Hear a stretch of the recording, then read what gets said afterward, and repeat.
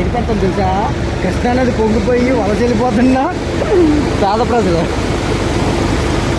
చూడండి ఫ్రెండ్స్, కృష్ణానది మొత్తం మునిగిపోయింది. ఇలా పొజిషన్ ఇలా ఉంది, మొత్తం బిల్డింగ్లన్నీ ఇలాగ ఆగిపోయి. చూడండి, జనాలందరూ తట్ట పుట్ట సర్దుకొని ఇలా వెళ్ళిపోతున్నారు. చూడండి,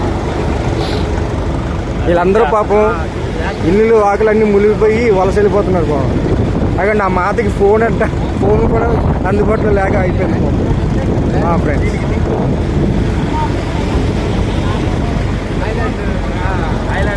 దయించి మా మీద ఎవరైనా ఒక హెలికాప్టర్ పంపిస్తే మేము అలా వెళ్ళొచ్చేస్తాం బాబు.